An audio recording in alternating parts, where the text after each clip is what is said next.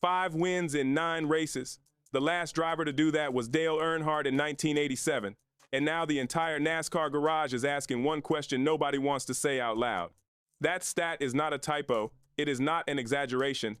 Tyler Reddick just won the Advent Health 400 at Kansas Speedway on Sunday, April 19th, and in doing so, joined a list of only 4 drivers in the entire history of the NASCAR Cup Series who have ever won 5 races in their first 9 starts of a season. The last name on that list before Reddick was Dale Earnhardt 1987. That was 39 years ago. At the same time, Denny Hamlin led 131 laps at Kansas, was seconds away from the white flag, and lost because a car running dead last and 6 laps down spun out on lap 266.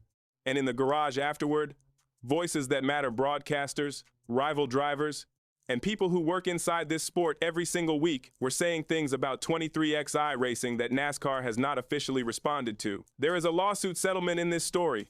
There is a 105-point championship lead. There is Michael Jordan throwing a fist pump on pit road. And there is a question building so loud that ignoring it is no longer an option. Stay with this, because what gets revealed at the 70% mark of this story changes how you read everything that came before. Kansas Speedway. Sunday, April 19th. The Advent Health 400 began with the 2 most dangerous drivers on the track separated by 0.019 seconds in qualifying. Tyler Reddick took pole. Denny Hamlin was right behind him.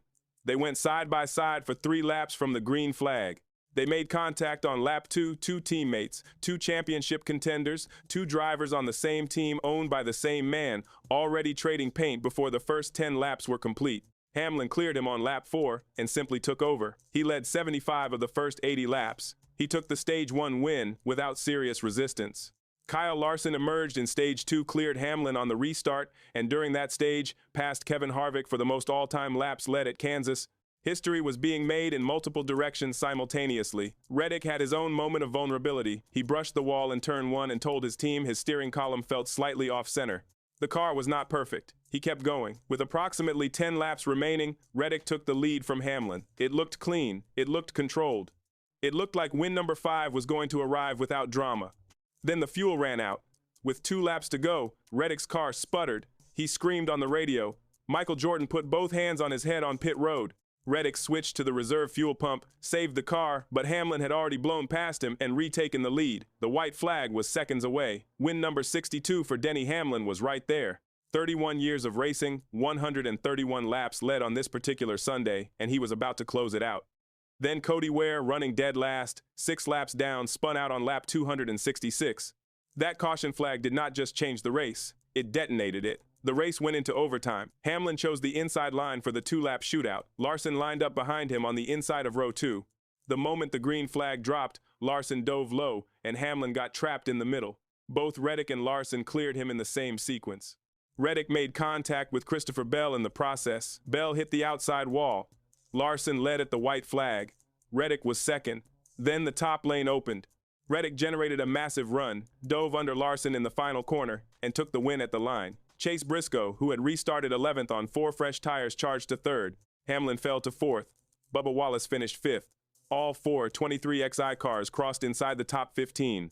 Here is your pattern interrupt and drop your answer in the comments right now. A team that was in a courtroom 18 months ago fighting for its survival just had all 4 cars finish in the top 15 at Kansas. Is that organizational excellence? Or does the timeline from lawsuit to dominance demand a harder look? Because the garage is already having that conversation. And you need to hear exactly what is being said before NASCAR decides whether to respond.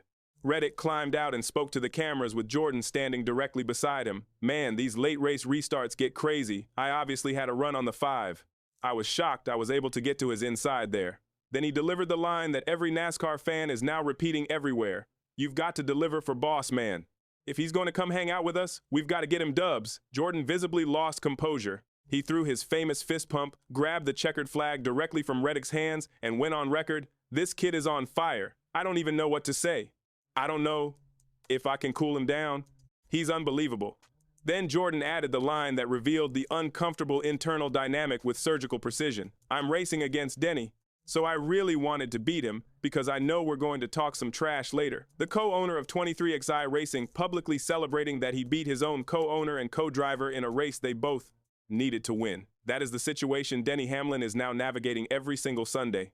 Hamlin was visibly destroyed. He led 131 laps. He was seconds from the white flag, and he lost it to a caution generated by a car that had no business influencing the outcome. He spoke to Motor Racing Network without filtering anything. "I need Cody Ware running dead-ass last, not to wreck." When Fox Sports reporter Jamie Little pressed him on why he looked more upset than usual, Hamlin gave it to her directly. "It's Cody Ware, 6 laps down, wrecking. I don't know, just add it all up." Add it all up. That phrase carries more weight than it appears to. Because over the last 2 Kansas races, Denny Hamlin has led 290 combined laps. He has 0 trophies from those 290 laps. This is the 2nd consecutive year he has lost a Kansas win in the closing laps. He now trails his own teammate by 105 points in the championship standings. The man who co-owns the team leading the championship is the driver most damaged by that team's dominance. That contradiction does not resolve itself, it compounds. Now comes the part of this story that the sport is struggling to address publicly. And this is where the facts have to be stated precisely because precision matters when accusations are flying. NASCAR has not opened a formal investigation into 23XI racing. Technical inspections conducted at Daytona, Atlanta, and COTA all returned clean. No team has been found with illegal equipment. No penalty has been issued. Those are the facts. Now here is what is being said inside the paddock, regardless of those facts. Drivers and team personnel are openly questioning whether Reddick's cars carry hidden aerodynamic advantages. The specific claims being circulated: cornering grip that looks above normal for the specification, straight line speed that appears stronger than the equipment should produce, tire wear that runs unusually low compared to cars on the same compound, subtle aerodynamic tweaks that are difficult to detect through standard inspection protocols, and ballast positioning questions around weight distribution optimization. Some paddock voices are claiming 23XI cars are running approximately 0.3 of a second faster than the field. Broadcasters Mike Joy, Clint Bowyer, and Kevin Harvick reportedly called out 23XI for appearing to run an 850 horsepower motor in a 750 horsepower race at COTA. After Reddick's Darlington win, where Brad Keselowski led 142 laps and finished second, Keselowski said, "I tried everything to make his life hell in those last 50 laps. He was just faster when it counted. Congratulations to Tyler, but questions remain." Fan social media has gone further. "Just proves all you need to do is sue NASCAR, and then you get the okay to cheat." And "Jordan sues NASCAR, and his drivers are first and second in points. Coincidence? I think not." Reddick pushed back with equal force. "We race what NASCAR gives us. We had a car that was fast, but also broken for a long time today. To win here at Darlington while fighting electrical problems, that's not cheating." The defense from 23XI supporters is organizational and it is legitimate.